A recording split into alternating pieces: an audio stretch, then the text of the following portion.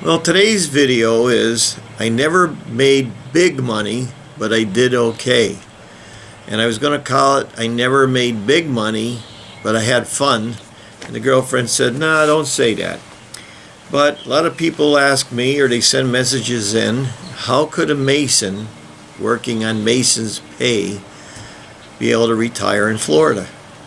Well, I'd say there's a lot of reasons. One big reason is I never got married and I never had kids. My brother says I'm a genius. I grew up in the business, the masonry business, and I built my own house. I mean, for the rafters, I was using concrete forms. I mean, anything I could get. My plumbing, we were ripping old houses out. I took the old copper out and re-welded it back in. Electricity, I had a guy who knew what he was doing. He showed me how to do it. You know, all new stuff for something like that. I built my own house. It took me 7 years. I borrowed $12,000. It took me 7 years to pay it off. And then after that, I kept working. There was no bureaucratic stuff to stop you in those days. I mean, if you want to build a house, you build a house. And that was the end of it. Another reason is I had more than just the masonry experience. Even though I could go to another town or even another country, I did some work over in Denmark. I did a lot of work in Jersey, New York City. I worked for the union. I even drove down to Key West. I laid brick on Mallory Square. But up in North, where I lived back in the 60s and the 70s, it was like a rule of thumb. You would never work past Thanksgiving. The winter was over with unless it was an inside job pouring concrete down a cellar or something like that. All the builders would start their house in April. They'd have it closed in and they'd start another one, and then out through the winter they'd work inside. Everything outside was done. Then they could put it up for sale. That was an unwritten rule. Now they just build right through the winter. We would never do that in the old days. I never met a rich mason, and the definition for a successful contractor is someone whose wife has a good job. Most guys who are successful in their own business, their wife has a job with the government, or they're a school teacher, or they're working for the utility company, or they're a nurse, or there's something with benefits. And then the guy goes out and he takes the jobs that are the cream of the crop, you know, the gravy jobs, and they get what they can, and that's, you know, what she makes is what the expenses are, what he makes is the gravy. That's the way most of it is. But during my lifetime, I just didn't have the masonry. You know, I had the music. I used to play out of ski resorts up in the Poconos, did the casinos. I had that deal over in Nashville for Denmark and Sweden. Over there, you'd go over there on tour and you get like $3,000 a show, and then maybe a little thing signing autographs, and there was money made in that. And but I knew it was a bum's life, and I never 100% stayed in that. I always went to something else. And my vehicles, you know, I was my own mechanic. Everybody in the 60s was their own mechanic. I could go down Schubeck's junkyard, and I've done it. I walked in there. "What do you got, Mike?" "Oh, they just pulled a Ford in out the back." The engine was good. It just needed some work, you know, maybe some body work or something. And I grabbed that simple engine with a simple transmission, a carburetor, and distributor. You could drive it around the world. I always looked for like a standard transmission. I always had 2 trucks in service and 1 truck on the side. If I smashed one or one broke down, put the license plate on the other and use that.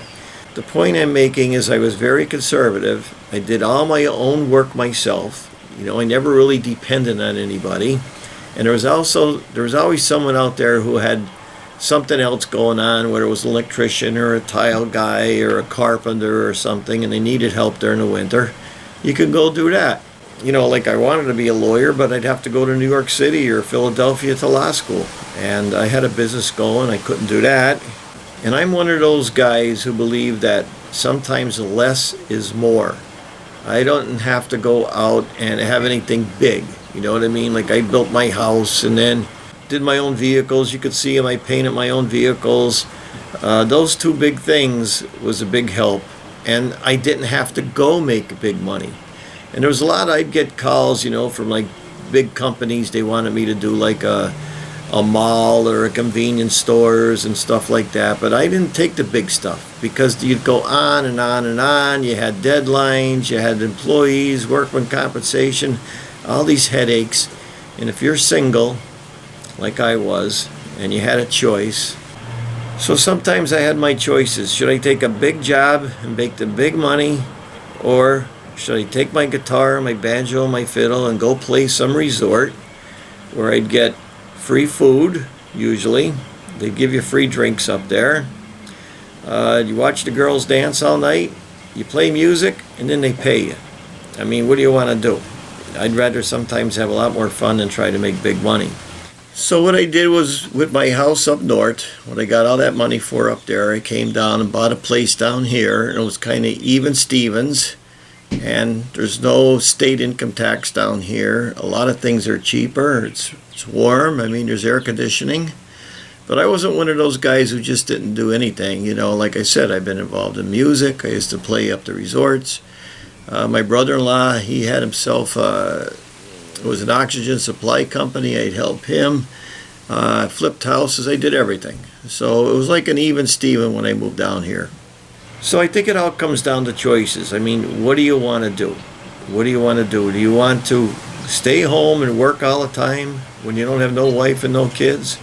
Or if you get a call and say, you know, I'm going on tour for 3 weeks over in Denmark, or I'm going 2 weeks in China.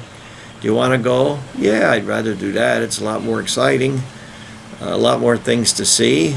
I'm glad I took those routes. Or I go scuba diving down in the Caribbean. You know, when you don't have a wife, you don't have kids, and you don't have no bills, life's a lot easier.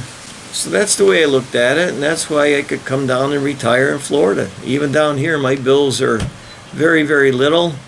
I live in a community where it's only $1,700 a year. I looked at a lot of other houses. I looked at how they're being built. Then the hurricane comes, and I seen a tornado rip right through these houses. They're all gone. Doesn't matter how they were built. And I seen what the hurricane damages do. So my HOA fees are $1,700 for a year, and that pays my water, my sewer, my garbage, and my grass cutting. And then I pay my electric work and my taxes. So it's simple to live here if you could find the right place. The secret is finding the right place. If you go over to West Palm Beach, or you go over to Fort Myers, the fees are a lot higher, HO fees. You got to know where you're going to go. And if I ever wanted to, girlfriend has a place up in South Carolina, we could go live there. So I'm living as simple as I can. I'm one of those persons that only needs what he needs. And if I want, and Florida's a lot easier living than it is Pennsylvania. I don't have to shovel snow. So that's it. That's how a guy like me can move to Florida and retire. So thanks for watching. I'm Mike Haduck. I'll see you in the next video.